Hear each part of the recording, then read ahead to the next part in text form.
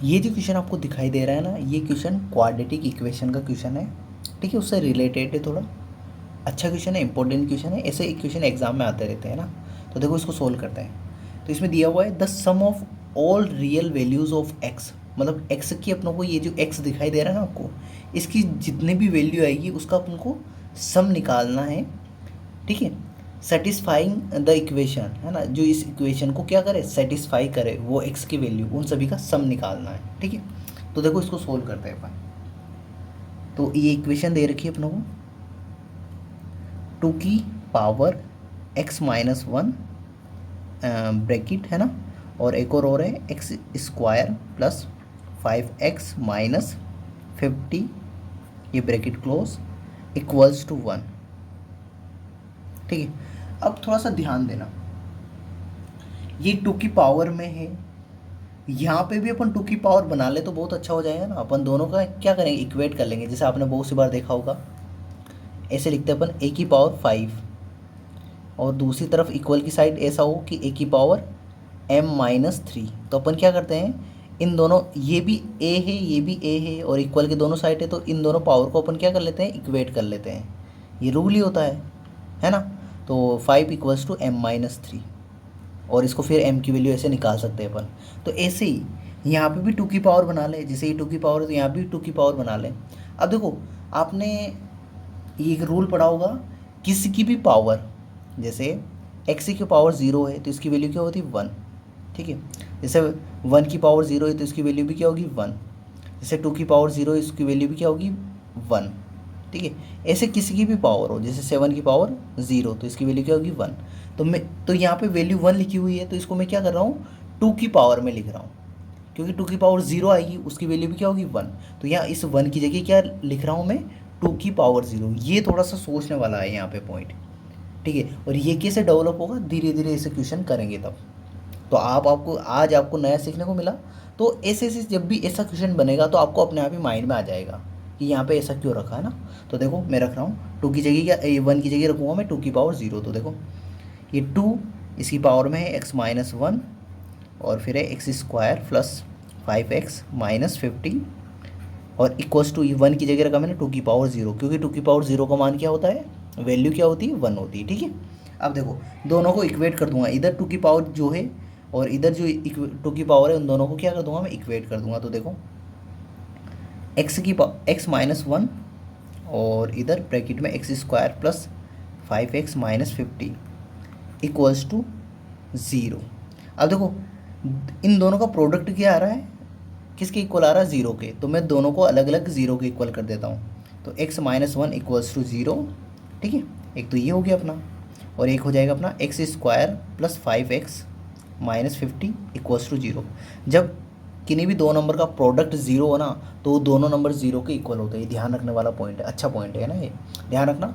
कभी भी किन्हीं भी दो प्रोडक्ट का यदि किन्हीं भी दो का प्रोडक्ट यदि अपने को 0 दिया हुआ है, तो वो दोनों प्रोडक्ट 0 के इक्वल होते हैं, ठीक है। जो दोनों नंबर हैं वो किसके इक्वल होंगे, 0 के नंबर, ठीक है। तो दोनों को मैंने क्या कर दिया, ठीक है, ये दोनों नंबर्स हैं, दोनों वैल्यूज़ हैं, इनका प्रोडक्ट क्या है, 0 है। तो ये इसको भी 0 के इक्वल कर दिया मैंने, इसको भी 0 के इक्वल कर दिया। अब यहाँ से मैं x की वैल्यू निकाल लेता हूँ। तो जितनी भी वैल्यू आती है फिर उनका क्या करेंगे अपन, सम निकाल लेंगे, ठीक है। तो देखो, तो यहाँ से ये 1 इक्वल के इधर भेजूंगा तो मैं किसका हो जाएगा, प्लस का, क्योंकि ये माइनस का। तो x इक्वल्स टू 1 आ गया। तो x की एक वैल्यू तो क्या आएगी अपनी, 1। अब यहाँ से भी निकाल लेते हैं। तो देखो ये क्वाड्रेटिक इक्वेशन है, या तो इसको श्रीधराचार्य से सोल्व कर लो, या फिर ये मिडल वाली टर्म को स्प्लिट कर दो, आप तोड़ दो इसको, है ना। तो देखो तोड़ते कैसे वो भी समझा देता हूँ, है ना। तो देखो ध्यान रखना, एक्स वाली टर्म को तोड़ते हैं ना, तो x² वाली ना कांस्टेंट वाली, ये जो बीच वाली टर्म होती है ना, इसको तोड़ते हैं। तो अब इसको तोड़ते कैसे वो समझा रहा हूँ, यहाँ पे ध्यान देना।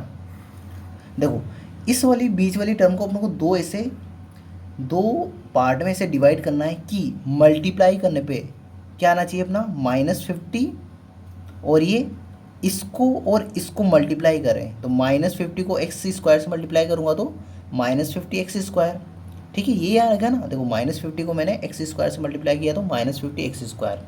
तो इसको अपनों को ऐसे तोड़ना है कि मल्टीप्लाई करने पे तो कितना आना चाहिए अपना, -50x² आना चाहिए, और आप प्लस या माइनस करो तो आपका आना चाहिए कितना 5x आना चाहिए। तो दो ऐसे टुकड़े करने हैं कि मल्टीप्लाई करने पे तो अपना आना चाहिए मल्टीप्लाई में ना, ठीक है, ध्यान रखना मल्टीप्लाई में तो अपना आना चाहिए -50x², इसको और इसको मल्टीप्लाई करें वो आना चाहिए, और प्लस या माइनस करो तो आपका आना चाहिए 5x। तो दो ऐसे टुकड़े करो। तो देखो मैंने इसकी किए दो ऐसे टुकड़े, एक तो किया मैंने 10x और एक किया -5x, ठीक है। देखो एक तो 10x और एक -5x, अब दोनों को मल्टीप्लाई करूँगा, दोनों को मल्टीप्लाई किया मैंने तो देखो 5 को 10 से करेंगे तो 50, ये माइनस इस प्लस से होगा तो ये माइनस, ये प्लस का लिया मैंने, ये माइनस का लिया है ना। तो देखो ये भी सोल्व हो रहा पूरा, और x को x से करेंगे तो x²। देखो वापस समझो, मैंने इसके दो टुकड़े किए 10x और -5x। 10x को मैंने प्लस ही क्यों रखा वो भी बताऊंगा, और इसको माइनस ही क्यों रखा वो भी बताऊंगा, क्योंकि देखो ये अपना बीच वाला है ना, ये प्लस का आना चाहिए। तो प्लस का कब आएगा ये, जब 10x में से अपन -5x माइनस करेंगे। यदि इसको माइनस ले लेता मैं और इसको प्लस लेता तो ये माइनस का आता, फिर इन दोनों को ऐड करते तो किसका आता ये माइनस का। तो माइनस का लाना अपने को प्लस का लेके आना है, तो मैंने इसको प्लस लिया और इसको माइनस लिया, बड़ा नंबर ये है प्लस का और ये माइनस का, ठीक है।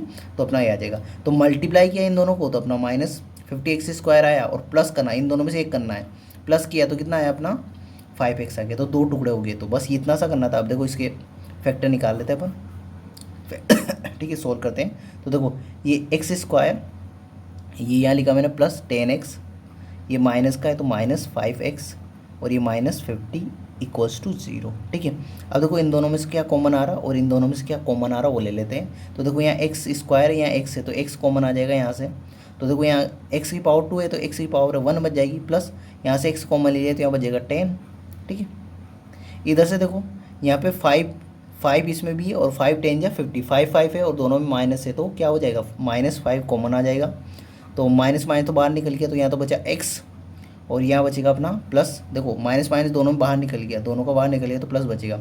अब 50 को अपन देखो, इस 50 को यहाँ पे अपन ऐसे तो लिख सकते हैं 10 × 5, तो 5 तो कॉमन ले लिया था तो बचा क्या 10, तो ये 10।